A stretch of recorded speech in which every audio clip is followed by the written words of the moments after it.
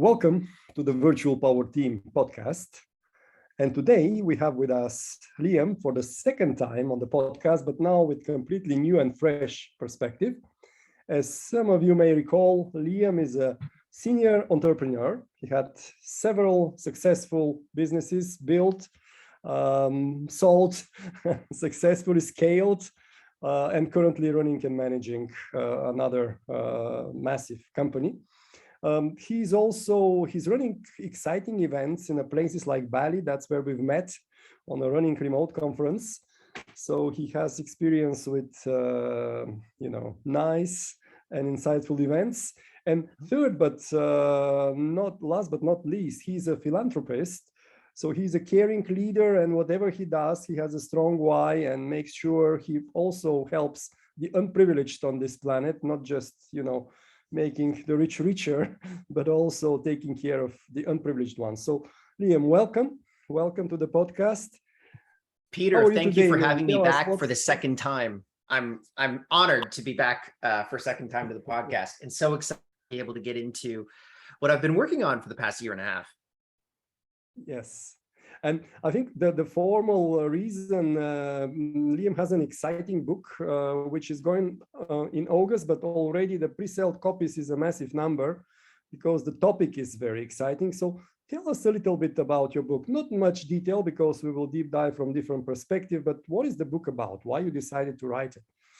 Well, probably a lot like you, March of 2020 was a pretty interesting time for everyone that was remote before the pandemic. And I remember we went from people asking me questions, mostly startups, on how to be able to build their companies remotely, to G20 governments asking me how to be able to take their companies remote. And I felt like everyone was drowning around me, and I had this proverbial life preserver, which is I could help people, but only one at a time. And so HarperCollins approached me to be able to work on this book with them. And I thought to myself, this is a way to be able to get that information that was in such a small group, a small community, the running remote conference community, and get it out to many more people so that a lot of people are having a much easier time of remote work. And I think right now actually is one of the best times to be able to launch this book, as we see a lot of people being pushed back into the office. Absolutely. We will look at more details later on how the corporate tackle remote work, because I have first-hand experience with some big automotives here in Germany, which struggle to implement remote work. Actually, they go for hybrid, and some of them, probably the most popular model is like 3 days remote, 2 days in the office, but people push back. So we will look from different perspectives. How can we make remote work also for scaling startups and mid-size, but maybe also in a big corporate? But tell me when you decided, it was not yesterday, it was much before pandemic, when you decided to go with your company fully remote and to scale fully remote, what gave you confidence? When was this moment in your life? Well, so I've been doing remote for quite a long time, more than 15 years. And there were times in which I worked in an office environment, but I wasn't running the business. Really, for me, remote was a way for me to be able to grow the business in a much more cost-effective, less stressful way than the on-premise way of doing a business. The point in which we really started to scale and kind of double down on remote, there was always this kind of back and forth with regards to, well, should we maybe set up an office? Should we maybe not set up an office? And where we really made the decision was probably about 2015, where we said to ourselves, listen, this remote thing, like, we can hire people anywhere on planet Earth. We have team members in 43 different countries all over the planet.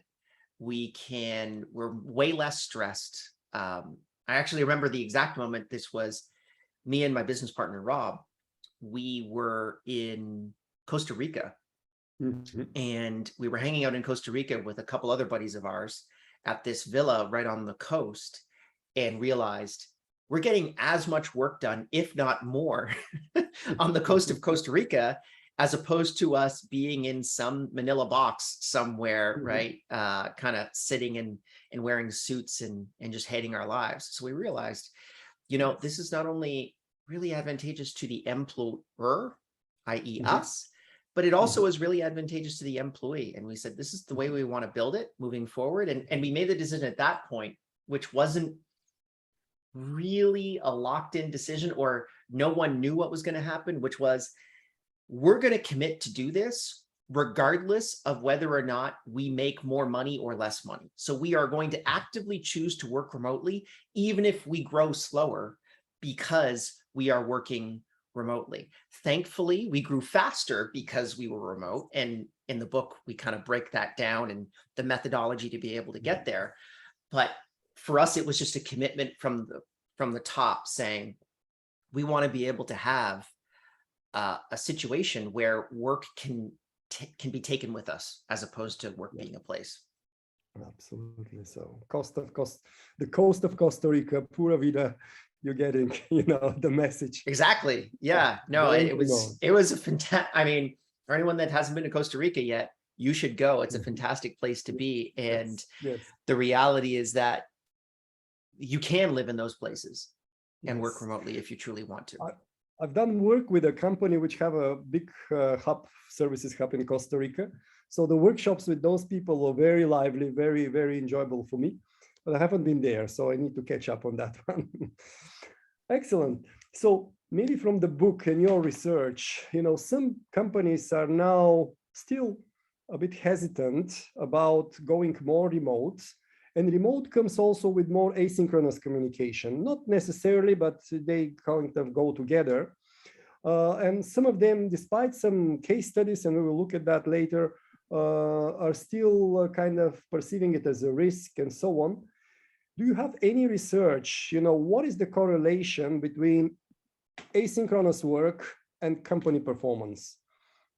Well, so there's a lot of interesting information coming out, and a lot of it is unfortunately coming out from a very small group of people. And there is an obvious bias to it. So I interviewed dozens of asynchronous organizations for this book. And the thesis is that asynchronous management, or what I'm calling asynchronous management, the ability to be able to manage people without directly interacting with them and communicating with them simultaneously, is a more efficient way to be able to run a business. And when I was doing the research for this book, we identified less than 1,000 companies on planet Earth that are running fully async orgs. So there is some information that I did for the book. We can talk about that. There's a lot of information coming out from GitLab, which is one of the forefronts of asynchronous organizations. Lots of information coming out from WordPress, which is also an asynchronous organization. Remote.com, actually, they've rebranded their blog as async. They're so highly committed towards remote work. And then another really great resource is Doist. So Todoist, which is a task management app that has millions of users all over the world, they write up quite a bit about remote work. But fundamentally, there are some really interesting insights that we're picking up from asynchronous orgs. The N is quite small, right? We're talking about dozens of companies that I researched, not hundreds and thousands, but I'm hopeful within the next couple of years, the research will get more of an academic rigor, and we'll really start to see that asynchronous management is the key to be able to scale a remote business. Yes. And just to be clear, are they 100% asynchronous, or what's the criteria for asynchronous, like 90+%? Or? Yeah, well, that's an interesting question as well, right? So in the book, I tell people the goal is not to become an asynchronous organization. The goal is to become more asynchronous. So it really is a lot of shades of gray, right? Yep. Inside of our organization, as an example, we try to target 10% of our work week being synchronous. So out of our 40 hours that we, that we put in every week, 4 of those hours should be synchronous, or that would be the maximum amount. You could do 0 if you really wanted to. We also do something called asynchronous weeks, which is 1 week every month. There are no meetings whatsoever. And those, by the way, are the meetings that everyone, the weeks that everyone loves. They say we want more of them. There's a lot of preparation that's required to be able to get into that process. But fundamentally, when you actually implement async weeks inside of your organization, it's a really good way to battle test all of these systems. But generally, there are companies that are spending 60-70% of their work week on Zoom calls. And this is just infuriating for me, because when I poll these people anonymously, they all say that they hate it. It's the worst part of their work week. And so there is another way of doing it. It's asynchronous management. Managers just need to figure out how to do it. Absolutely. Fantastic. So like 10% asynchronous, 10% synchronous.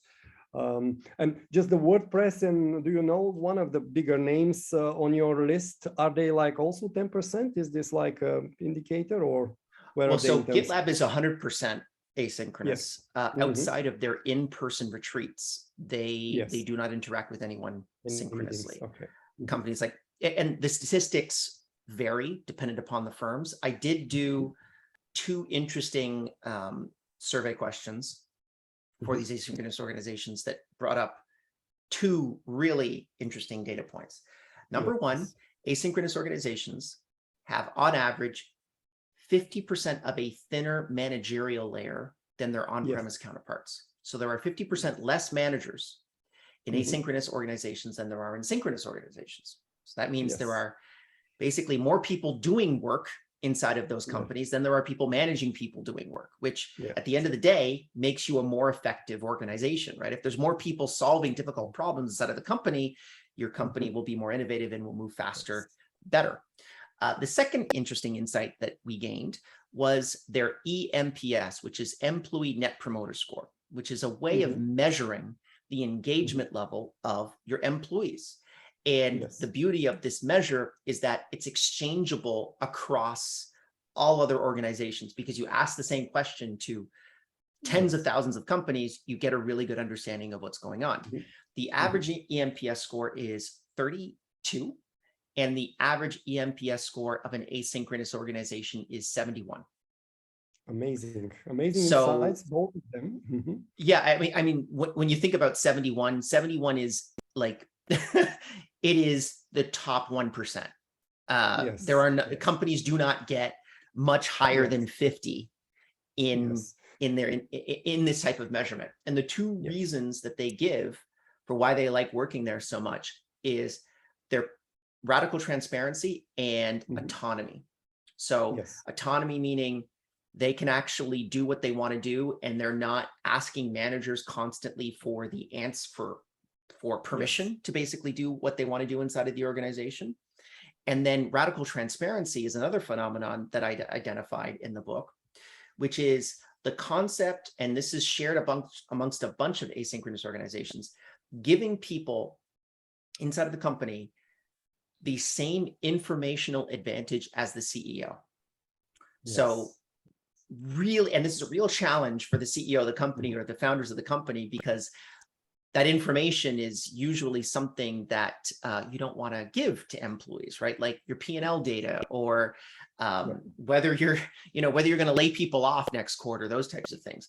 But by having that culture of radical transparency throughout the organization, it allows for these people to be able to say, I feel trusted in the organization.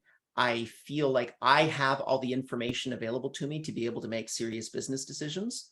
And more importantly, when the leaders of the organization make difficult decisions, the vast majority of the time, those employees actually understand it because they have the same information that you do. And so they agree, right? They say, we have to trim the sales team, or we have to trim the engineering team. Otherwise, we're in big trouble in the next 2 quarters.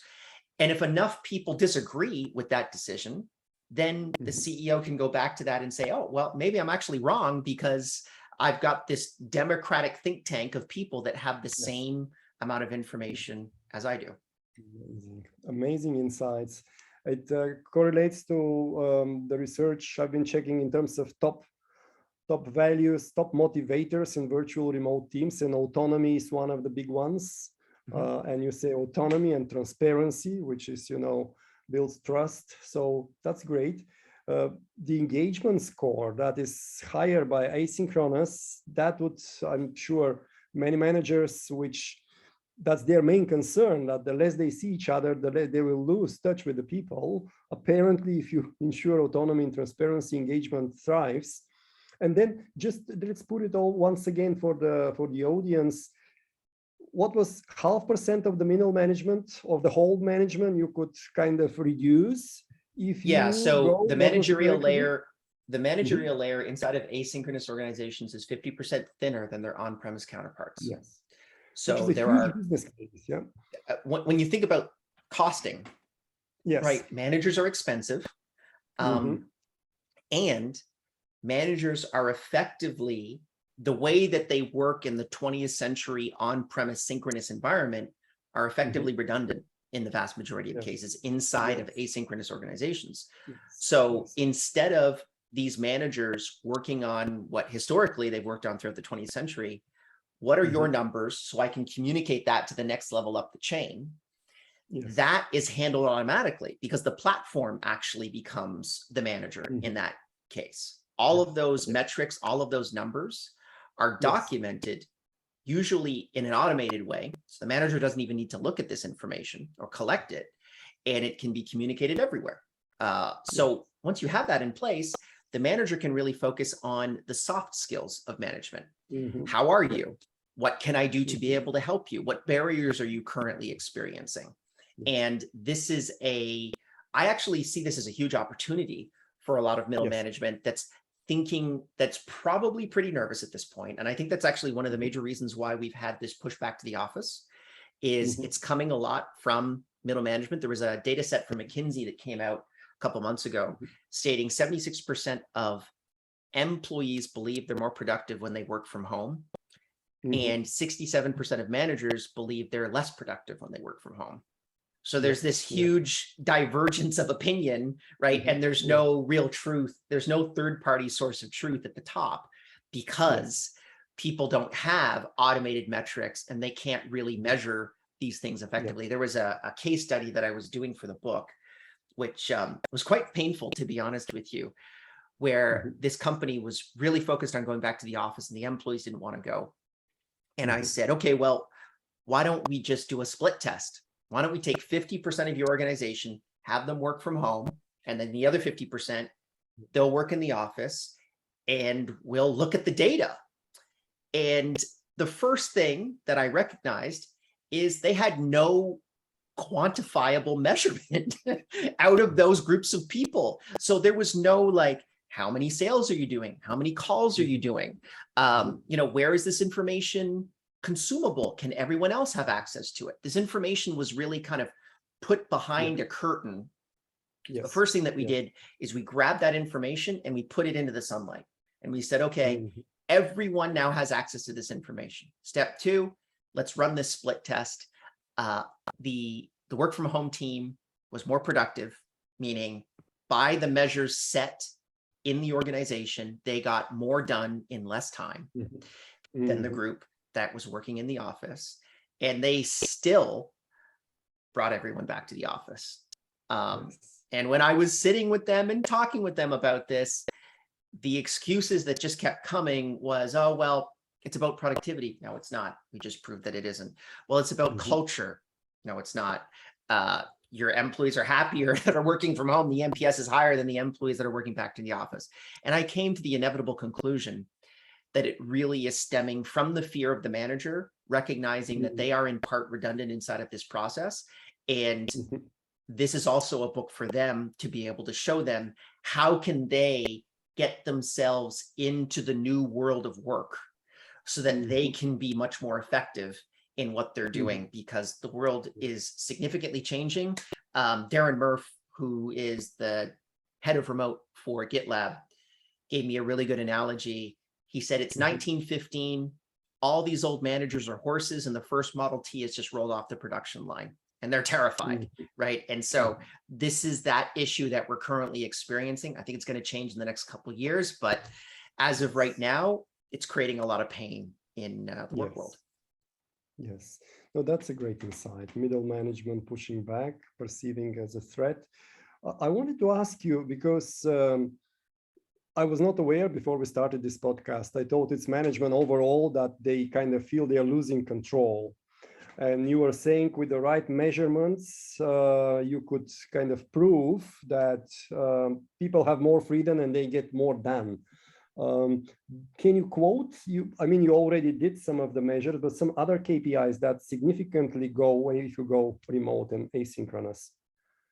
Well, so it's counterintuitive as well to be able to talk about measurement, freeing people and making people more autonomous, right? Yes. So there's three core tenets of the book: deliberate over communication, democratized workflows, and detailed metrics. So detailed metrics are effectively counterintuitively stating, if the more that you measure inside of your organization, your team members, the amount of leads that you're generating, the amount of time that you're spending doing particular tasks, how you're doing those tasks, how you're interacting with different people, it creates an environment where there's a third source of truth. There's the manager's perspective with regards to how you should be doing the work. There's the employee's perspective towards how you should be doing the work. And then there's the hardcore metrics, the truth, right, that exists outside of those two sources, because managers are biased as well. I don't know if you've probably spent a lot more of this kind of, you've spent a lot more time on this stuff than I have, but if I go into a boardroom and I don't even have to hear them, I usually know whose ideas gets adopted. It's the 6'5" white guy that looks like Captain America. Usually that's the guy whose idea gets adopted most often because he's the most charismatic, right? There's this charisma bias. There's this package, right? I know you work out all the time. You're a tall, handsome, charismatic individual. That's a superpower for you when you walk into a room. When you walk into a room, people see you, and there's a certain perception that they have of you, which is, this guy knows what he's talking about, and I better pay attention to him. But you very well may not. Just because you're tall and you're charismatic and you work out does not equal you having good ideas. And it creates a huge bias inside of the organization that I'm calling charisma bias, that asynchronous work really controls for. Because when you are not in a board meeting, but you're instead on a Asana board, as an example, debating whether or not we should do one business decision or another, all of those things don't matter. And you really focus on the ideas as being the preeminent source. So we talk a lot in the book about how I believe that asynchronous work and management is really creating the rise of the introverted leader, the person that can't have those conversations in the moment because they don't have that type of charismatic banter that a lot of other people have. And this is actually a huge net win, because I think in asynchronous organizations, you're going to have a higher adoption rate of good ideas. Yes. No, that's another great insight, that charisma, who is a superpower in virtual team, is less relevant, which creates an opportunity for many more introverted or people with, great ideas and skills to be a leader. And in a virtual team, the more you have people displaying leadership behavior and connecting and trusting each other, the more powerful is the team. What would be, in this case, if charisma is not, which in traditional like war case situation is number one, what for you are the number one characteristics for the virtual leader, if you have So any for asynchronous leaders specifically, it is the ability to be able to communicate asynchronously. So you have to get really good at the written word. I was just actually on my 15-minute async call with my assistant every week. I was writing out an email, and she pointed out that I had a run-on sentence as an example. Get good at communicating through text, through asynchronous means. Get good at communicating through project management systems. Get good at communicating through process documentation environments, right? Like wikis and a tool called Trainual is a really good one that we use quite a bit. And get really good at communicating the vision of your organization without communicating with people synchronously. So we use video the vast majority of the time. I actually have a really nice camera with like a 50mm lens, and I have it set up in the corner of my office, and we will shoot videos almost every week. We'll have them professionally edited, and then that information will be communicated to everyone inside of the organization. And we also measure how long they watched that video for. What did they watch more often? Did they actually finish the video? And this isn't a critique of them specifically. So this isn't, oh, well, you didn't watch the video this week, Peter. So, you've got to go watch the video right now. You ask yourself, why didn't they watch the video? Did I not make the video engaging enough? Did I not make it exciting enough? Because that's what you really need to be able to do.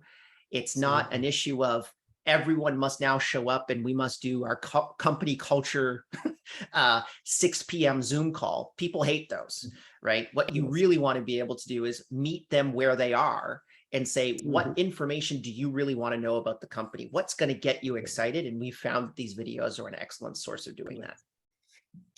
Let's deep dive a bit. What are the typical topics of these videos?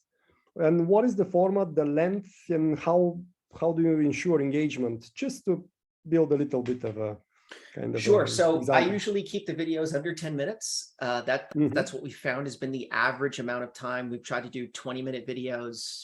Consumption isn't as good. 5 minutes is a little too short. A lot of people will actually run those videos at like 2x speed, which kind of seems weird, but it's their time because we can collect all that data as well.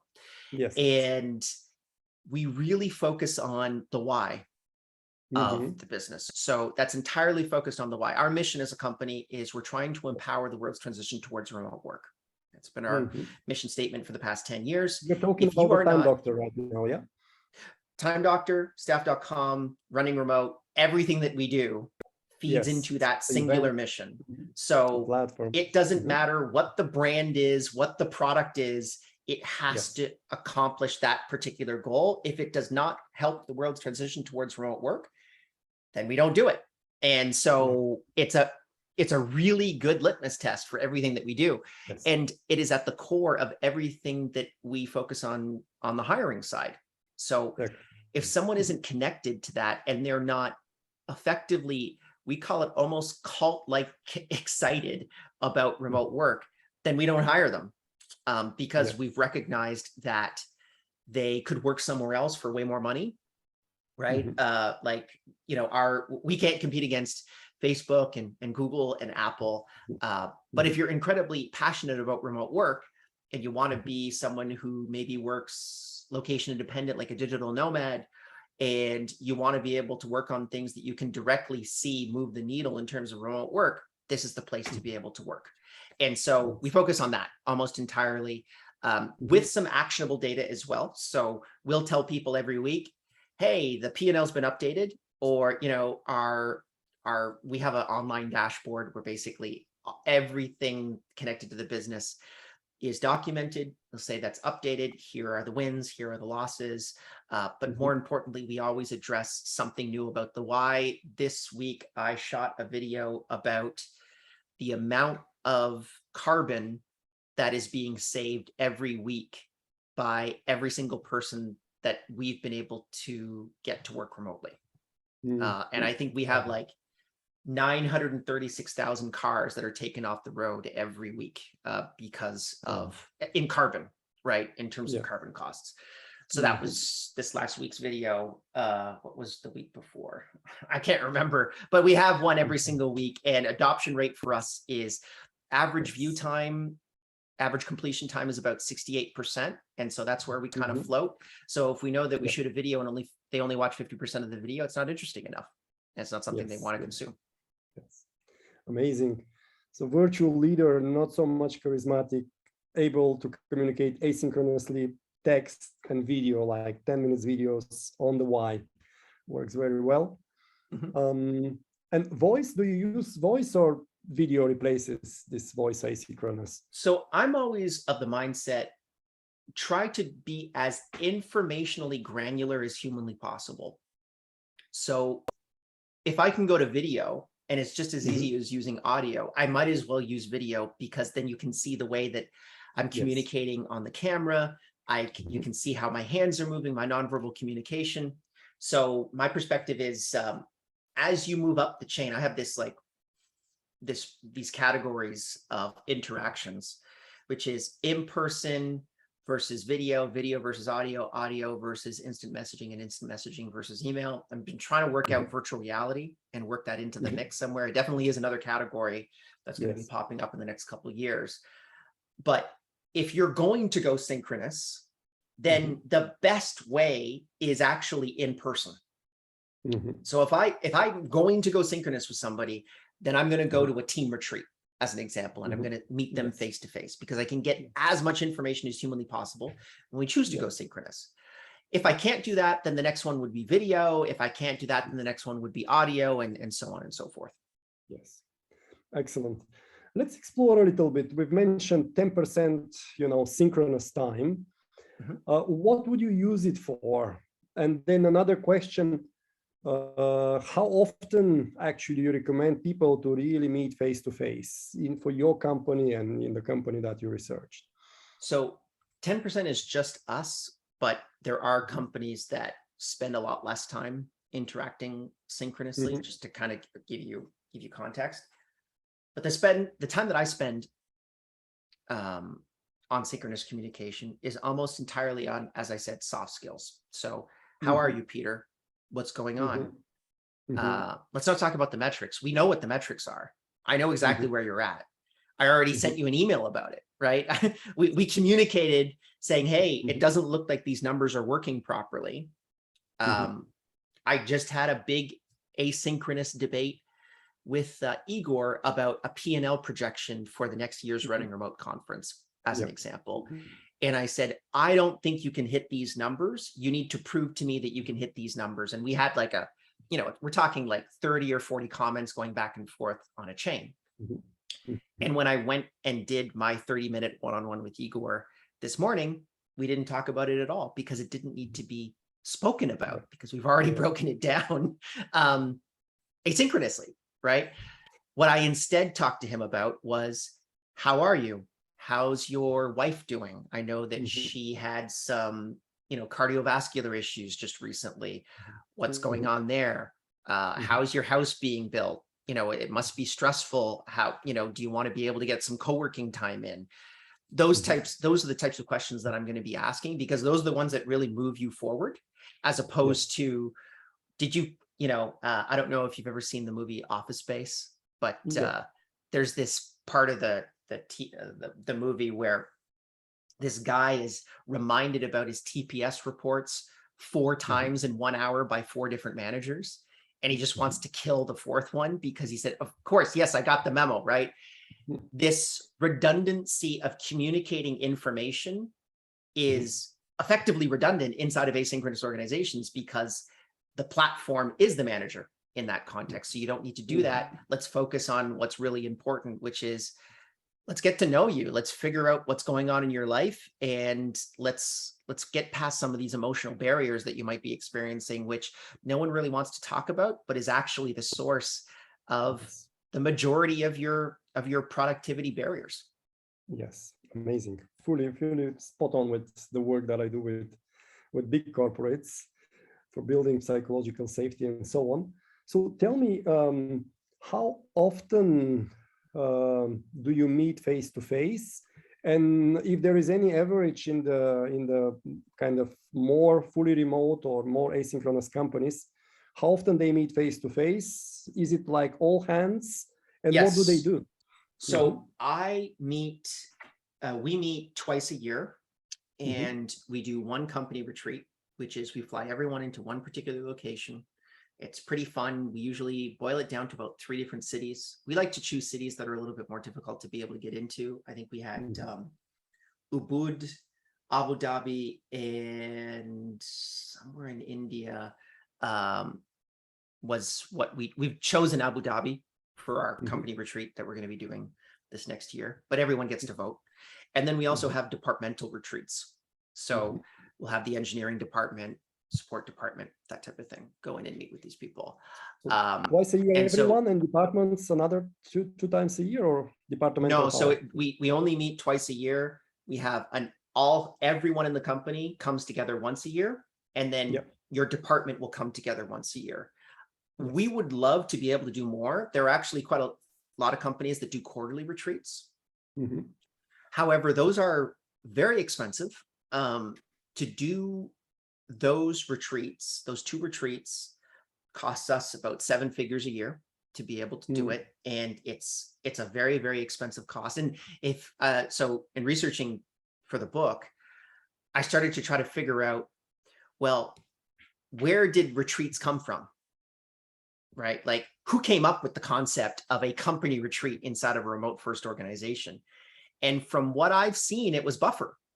That was the first real instance of someone talking about doing company retreats as a core piece of who they are as an organization.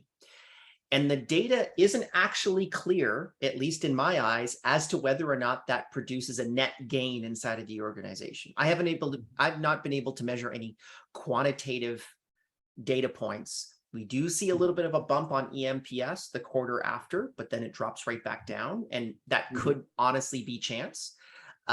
We still think it's incredibly valuable because when we survey our team members, they state it's incredibly valuable. But it is one of those things that I try to look at all of these things from a very pragmatic view. And as of right now, even though I really like team retreats, I haven't proven their direct ROI like I could with, hiring more engineers or something like that. But yeah, twice a year is where we meet. And then most other asynchronous organizations, generally they meet about once a quarter on average, which is quite a bit. But I think that you can start once a year, and that's excellent. It's much easier if the majority of your team is located in, let's say, 2 to 3 countries as opposed to 40 countries, because we will almost never get a single country in which everyone can fly into easily. So we'll always have a couple team members that will not be able to join us simply because in Indonesia, they're trans rights, and we've had some team members that have transitioned from male to female or female to male, and they are not allowed to be able to amend their passports properly. So that's a big red flag, and they could get jail time if they go to Indonesia, as an example. So, that was a big nightmare that we had to deal with. We wanted to get some team members into Cairo. Well, if you're Israeli, it's really difficult for you to be able to get into Cairo. It's almost impossible and too dangerous for those team members to be able to get into that country. So it does get a lot more complicated. The less countries you have, the easier it's going to be. And the more often I would try to do these team retreats. Yes. And what do you do there, actually? You mentioned soft skills for like asynchronous times one-to-one. What do you do on the retreats? What's the typical agenda? So that's really kind of a conference about the company. So we'll usually have it about 5 days, and it's a Monday to Friday. And then we tell the team they can leave whenever they choose. They can fly back to their home countries whenever they choose, and the company will pay for it. But if you want to stay there for longer, you can. And about 50% of our team usually ends up actually staying at least a couple days, if not like a week or two afterwards, just kind of hanging out and setting up in a villa, an Airbnb somewhere, and working from there. But the first half is, what did we do? And then the second half is, what are we going to do? So it's really a great way to kind of like bookend that first year of business and then focus on what are we going to do for the next year. And we usually have it around November. So that's kind of like our corporate year end ends in January, but our company year end is effectively in November. And we think that's a really good time because December is always a really calm month. No one really gets that much done during the winter holidays. So we're realizing we finish everything up in November, we close it off, people kind of take a break throughout December, and then we come out of the gate in January. And maybe the last deep diving, for example, when you look at the past performance, you have all the data, you're fully transparent, people are there. What are the questions that you're asking? For learning, you're looking for improvement, or how do you deal with, the performance is already visible and transparent. Yes. How, to what extent you do like small group, big groups, if you could give an insight on that. So we'll usually do large group projects with everyone in the company as it applies to the why. So focusing in on our culture, why is our culture this way? Why do we want to change it? Those types of things. Large scale projects that everyone in the organization would want to be able to have input on. And more specifically, we try to stay away from presentations as much as humanly possible, or we try to shorten them as much as possible because they're available asynchronously, right? So Yes. we'll have people put together the presentation on video asynchronously and say, you need to come prepared with watching all of these presentations. And now we're going to get into the Q&A. Now we're going to get into the debate about that particular issue. Yeah. So that's what we'll generally do on that end. And then when we break out into smaller groups, we try to get as candid as humanly possible. So what are our problems? Let's really focus on being as open to this process as we can, and focusing on critiquing the problem and not the person. Yes. And so that's a really important piece, and it's difficult for a lot of team members to be able to get their heads around that. So it's not, I think Peter's dropping the ball. It is, we need to be able to get the marketing department to generate an extra 1,000 leads a month. And it's currently not happening. We've tried these 7 things. What do we need to do now in order to be able to make that work? Yes. Fantastic. And in the future part, usually you're a digital company. Is it like releases, product roadmap, or how do you look at the future? Or it's again culture, and why? Absolutely. I mean, we'll do an engineering deep dive, which is our product and engineering team will come together and say, well, here's what we're going to be doing over the next year. We usually have, if you want to get super tactical about it, since we are primarily a software company, we'll have a pretty good idea of the next 2 quarters. So the next 2 quarters will be planned out in terms of our sprints. But then after that, we have if we get everything done in sprint 1, then we can absolutely do what's in sprint 3 or what's in quarter 3. But if we can't figure out all of our sprints in quarter 1, then we are going to have to readjust, and probably, quarter 3 is not going to actually be able to look anything like it currently looks. So generally for us, I'd say the current quarter that we're in, our adoption rate, like our completion rate's about 90%. The second quarter looks about 80%. And then the third quarter is about 50% as it stands. In the fourth quarter, I don't even think I looked at it. So I think you can only really think 2 quarters ahead in terms of product roadmap and development, because priorities change. Customer success may come in and say, well, there's a completely new issue that we've got to deal with that isn't building a new feature, but is just making sure that our current customers are happy, and it overrides this new feature that we want to be able to build.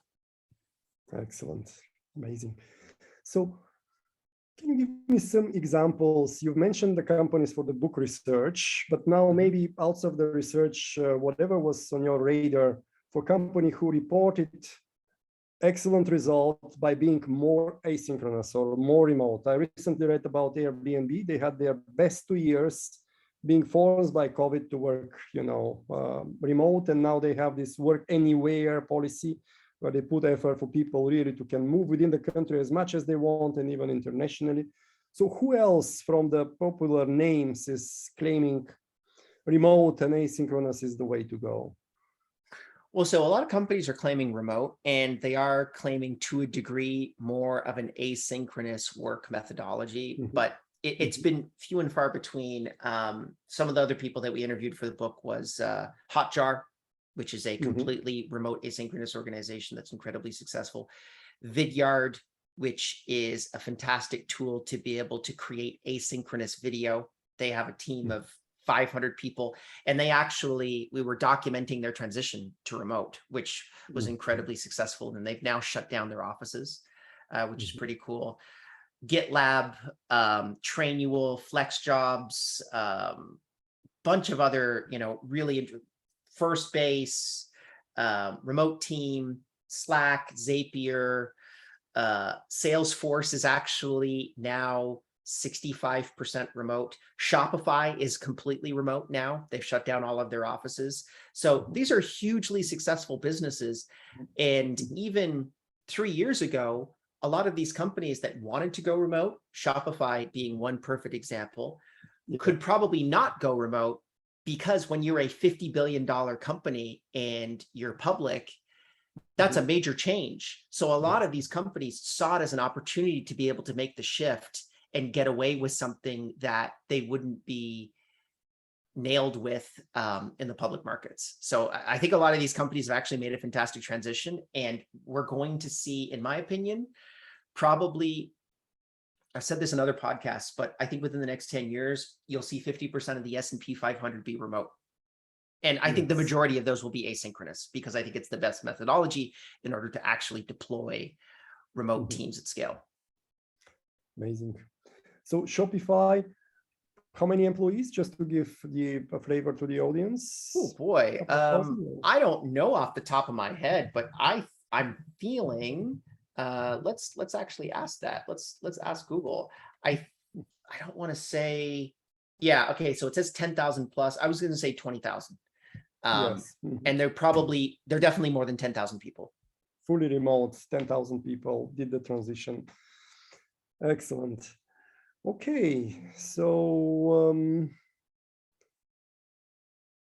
in terms of, we covered this, but maybe now with a specific focus, what's the business case for going remote? What are the top 3 kind of indicator that will, make it an irresistible value or a no-brainer to go for? So I think the first 2 are pretty obvious. You're going to save costs and you're going to improve productivity. But I think the third one is even more interesting, which is you're going to be more effective in the marketplace. And what do I mean by effective? I mean, you're going to actually be able to move in a much more agile way than any of your large scale organizations. As companies grow, and you know this very well in the work that you do with large companies all the time, the innovation rate slows down. It's an inevitability, right? There's more bureaucracy built inside of the system. And unfortunately, the vast majority of the time, inefficient bureaucracy that you can't actually get things done. And when you're an asynchronous organization and the manager, the platform becomes the manager, as opposed to individuals, every single individual becomes much more autonomous just by default. Right? GitLab has this really great kind of saying that they have internally, which is always respond with a link. And this is something that a lot of other asynchronous organizations have picked up on, which is if I ask a question, respond with a link, training those people to say, well, let me see how much more autonomous I can be. Let's not wait for someone to tell me what to do. Let's actually just tell people what I did instead. And if you create that on an organizational level, you're going to be way more effective in the marketplace. And you're going to be able to come up with those, well, COVID for remote work was a huge kind of exponential jump off point, right? 4% of the US workforce was working remotely in February of 2020, and 45% of the US workforce was working remotely in March. That's the biggest transition in work since the Industrial Revolution. But the Industrial Revolution took 80 years. Pardon? From 4% to 45? 4% to 45% within 1 month. Wow. Yeah. So, I mean, that's huge, right? That's changing everything that we know about work. And there were a whole bunch of companies that profited from that. Companies like Loom and GitLab and Mural and all of the EORs, Deal, Remote.com, Oyster, all of these companies that have now become multi-billion-dollar behemoths. If you can create an environment in which you have more innovation at your core, you're going to be more effective inside of the marketplace. And I think this is something that not many people really recognize, is these asynchronous organizations are a hotbed for innovation. And that's what everyone's really looking for. Yes, innovation and effectiveness as a number 3. Are you familiar with any company which is not so digital? Because most of the examples are digital companies, including Airbnb, which is really profiting from the asynchronous work and management. So it has been difficult. We are actually I have been working with about 6 companies right now that are not digital and have been relatively successful at the asynchronous model. The thing that's great about asynchronous management is you don't need to actually be remote in order to be able to deploy it. So asynchronous management can happen inside of an office. No problem whatsoever. The same fundamental rules apply. It's incredibly easy to be remote. And once you do it, there's really no need for an office. So you might as well get rid of it. But you can have people come into an office every single day. This was the first like 6 months of people being forced back to the office, where they'd say, okay, you need to come back to the office, but you can't talk to your coworkers. You have to stay in your offices and you can't do meetings, right? Everyone's got to jump on the same Zoom call. You're all in the same room, but you got to jump on the, you got to jump onto Zoom call instead of jumping into a meeting.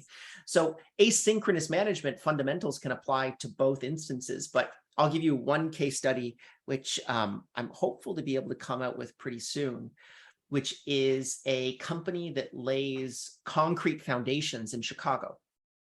And this business owner has about 500 people that work underneath him, and 200 of them are customer support agents or prepare leads or prepare quotes for customers. And that entire department is remote and asynchronous. So there are ways of doing it. And he believes that this is the single most important thing that makes him more competitive in comparison to everyone else that he competes against in Chicago, because he's basically shaved 20 cents off the dollar for his overall costs.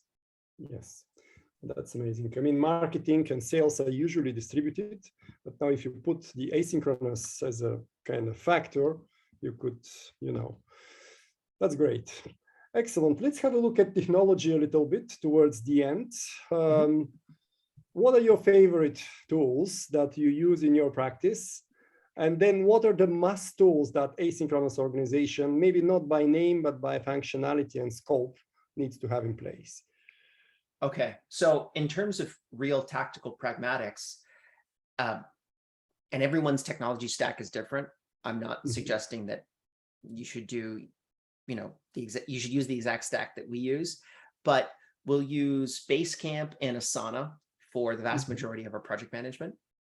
We use Jira for our engineering department. So Jira is basically like project management for engineers. We'll use tools like Vidyard for our video communication tool that's asynchronous. So you can just grab your screen, do a video capture for 10 minutes, click one button, turn it into a bit.ly link and send it to somebody else. We use tools like Mural for our whiteboard collaboration, which you can actually do asynchronously. Obviously, we have Google Apps for Business, which provides slides and Google Docs and email and all of the things that you need to be able to operate an asynchronous organization. I think it's actually probably that would be the first tool that I would go with. And an honorable mention as well is Microsoft 360. For that, we use Slack as well for a lot of our instant messaging communication. And we do use tools like Zoom when we want to be able to communicate synchronously. And then also another honorable mention is for a lot of the video products that we use a company called Video Husky to be able to do all of our video productions so that we're communicating our messaging as clearly as humanly possible to our internal team.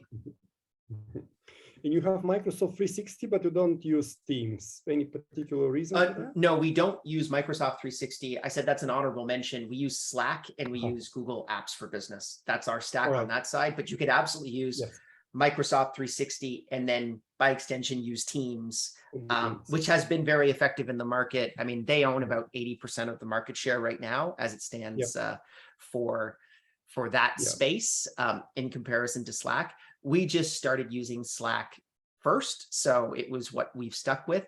Another great honorable mention is Twist, which is an asynchronous version of tools like Slack or Microsoft Teams. So it removes notifications as an example. There's no option to be able to be notified of when someone messages you on that application, which is incredibly useful if you want to get into deep work.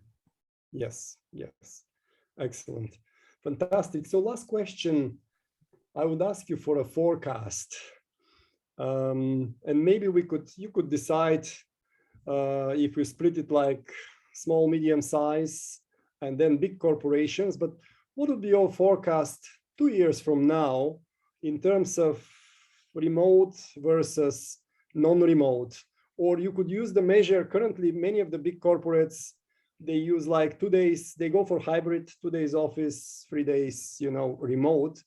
How do you think these metrics will change for if you want to distinguish between big and smaller companies?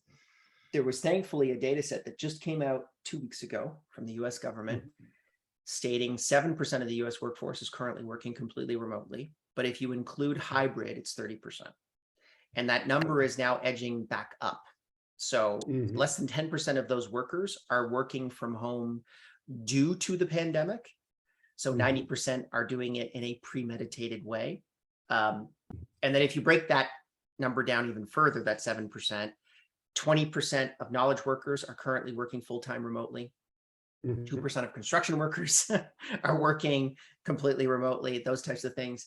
But if you include hybrid, we're around 30%. And I think hybrid is the really interesting spot to sit on over the next 12 to 24 months, because I think that hybrid is a waiting room for people that haven't made up their mind as to whether or not they're going to go remote or go back to the office, because you gain none of the advantages of remote. You still have to have an office. You still have to have people commute into it. You still need to be able to have office equipment that sits in that thing. But you don't have the ability to be able to hire people outside of your city or outside of your state. So it's a really interesting situation that we've got. And I think we're probably going to see around 70-ish% of the market is hybrid. And I foresee within the next 12 months, that group peeling off and going either completely remote or going back to an office. And my projection would be hybrid and remote combined within the next 3 years will probably be around 45 to 50% of the US workforce working remotely. And I'm only using the US data as a corollary. I think most other Western countries probably float around the same number. So 45 to 50% within the next 3 years will be remote and hybrid. And I think inside of that hybrid segment, which is the most important one, I think that we're probably going to see 25% of that group be completely remote and 25% would be hybrid. Yes. Amazing insights, a lot of takeaways. You'll be able to call that actually in 3 years, by the way. We can bring this podcast up and see if I'm right, which would be fun. Exactly. Let's do that. Tell us again the name of the book, and we will publish for the readers a link for the pre-sale. Sure. So if you just go to runningremotebook.com, you'll be able to check it out. The book's called Running Remote. You can get it on Amazon, Barnes & Noble, everywhere else, and it's coming out August 16th. Excellent. Excellent. Liam, thank you so much. Fantastic insights. Good luck with the book. Good luck with being an evangelist for remote work, converting the work for more freedom to the employees and also better business results. It's been an honor. Yeah. Thanks for having me, Peter. Cheers.